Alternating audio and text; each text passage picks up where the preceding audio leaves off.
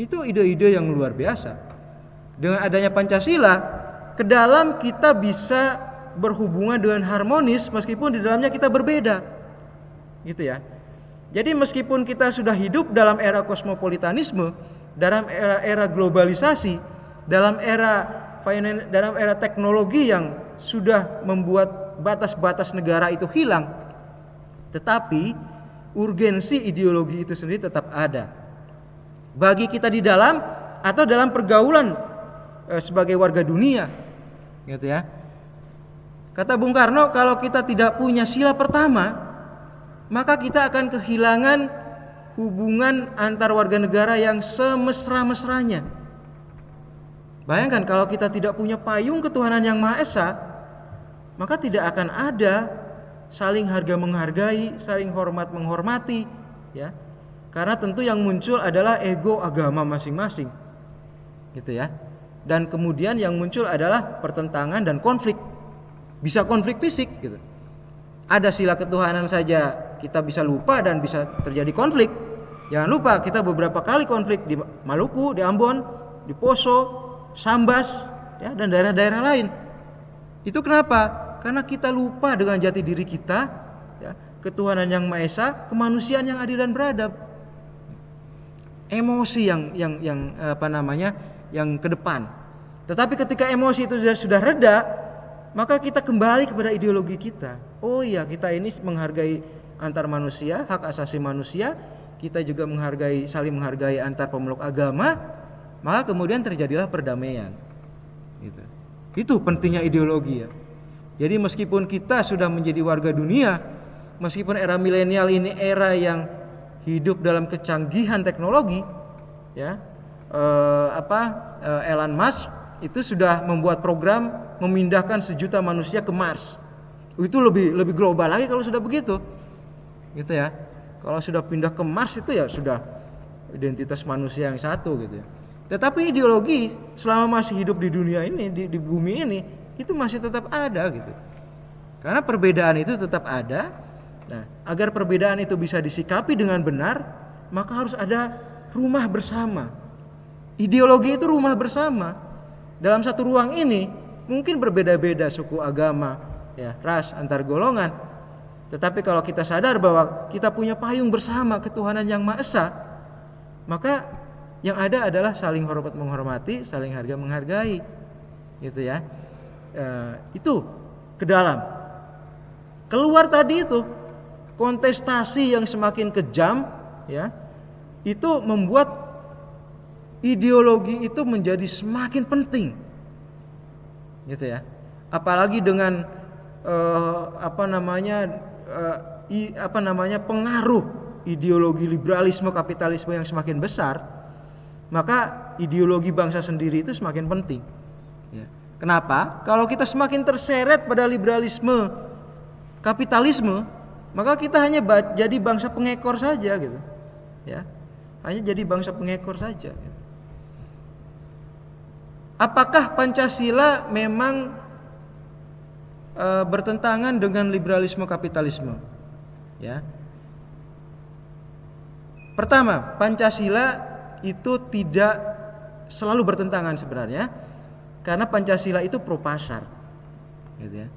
Pancasila itu ideologi yang beraliran kolektivisme, dia bukan individualisme, tetapi kolektivisme yang tidak seperti komunisme, sosialisme yang anti pasar. Pancasila itu pro pasar. Jadi Pancasila itu meskipun kolektif, kebersamaan, ya, tetapi kita berbeda dengan komunisme. Pancasila itu pro pasar, membolehkan setiap individu warga negara untuk mencari nafkah sehebat-hebatnya agar bisa sekaya-kayanya, boleh. Kalau negara yang menganut komunisme tidak boleh, karena sama rata sama rasa. Tapi dalam negara Pancasila boleh seseorang menjadi kaya, menjadi konglomerat. Tetapi berbeda dengan di negara liberal seperti Amerika, ya, orang di negara Pancasila itu semakin kaya dia, harus semakin besar kontribusinya bagi keadilan sosial. Karena sila kelima kita keadilan sosial, gitu ya. semakin banyak hartanya seseorang, maka dia harus semakin berguna buat orang lain. Gitu. Tujuannya apa? Tujuannya agar yang terwujud kemudian bukan ketimpangan sosial, tapi keadilan sosial. Karena itu sila kelima. Jadi seluruh sila-sila ini berkaitan ya dalam hidup kita itu. Gitu. Seseorang boleh menjadi konglomerat. Ya. Seseorang boleh memiliki katakanlah mobil-mobil sport lebih dari satu misalnya. Tetapi begitu dia memiliki mobil yang kedua, pajaknya semakin tinggi. Ketiga semakin tinggi lagi, keempat, kelima makin tinggi lagi. Kenapa? Itu perwujudan dari semakin kaya seseorang, dia harus semakin berguna bagi masyarakat. Dia harus semakin besar perannya bagi keadilan sosial bagi seluruh Indonesia. Itu fungsi ideologi. Gitu ya. Jadi meskipun Anda milenial nanti akan hidup di era global yang penuh gitu ya, benar-benar kosmopolit gitu ya. Mungkin suatu saat nanti tidak perlu lagi paspor atau apa karena semakin globalnya, tetapi jati diri negara sebagai warga negara Indonesia itu harus tetap ada. Dan jati diri itu adanya dalam Pancasila. Ya. Bahwa manusia Indonesia itu religius, bertuhan, menghargai hak asasi manusia, kemudian negara kesatuan, kemudian demokrasi dan keadilan sosial. Nah, demokrasinya bangsa Indonesia itu beda dengan demokrasi liberal, jangan salah. Ya. Kata Bung Karno, demokrasi kita itu bukan demokrasi ala Amerika, bukan demokrasi ala Inggris, bukan demokrasi ala Prancis, tetapi demokrasi khas Indonesia. Demokrasi khas Indonesia itu apa? Itu ada dalam Trisila. Pancasila kalau diperas jadi Trisila. Trisila itu ketuhanan, sosio-nasionalisme dan sosio-demokrasi. Jadi demokrasi kita itu apa? Sosio-demokrasi. Gitu ya. Kemudian kalau sosio-demokrasi 3 sila itu diperas lagi jadi gotong royong. Nah, ini ada salah persepsi bahwa kalau kita mendepan gotong royong kemudian menghilangkan ketuhanan. Itu isu yang salah. Gitu ya. Gotong royong itu dibaca bahwa gotong royong itu menjiwai seluruh sila.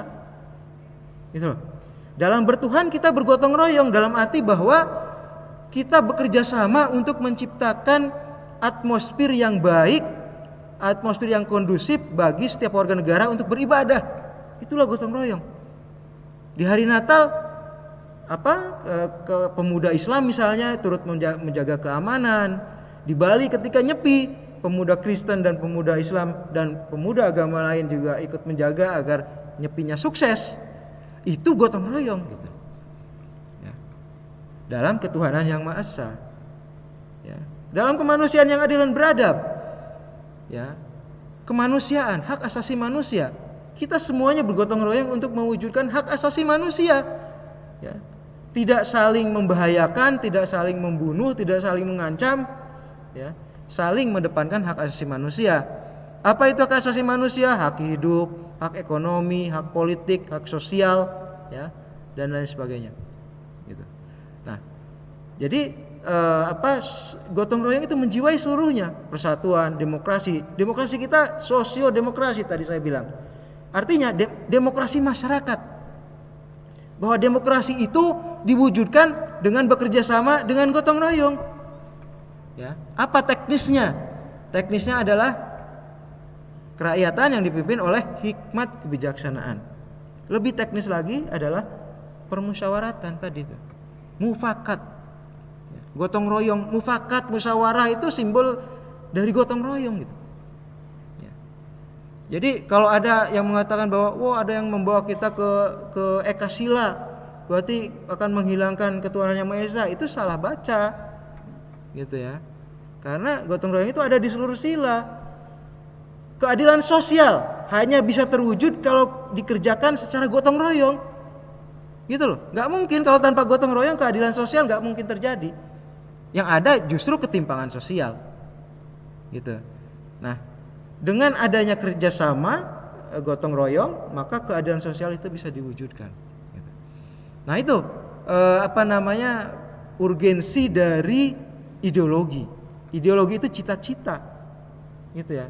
Jadi kita tetap perlu cita-cita, meskipun era sekarang itu era teknologi, ya, era di mana semua orang sudah individualistik, ya, tetapi momen-momen tertentu, ya, kita tetap memerlukan kebangsaan kita, rasa kebangsaan kita, ya, agar kemudian kita tidak tergilas oleh zaman gitu.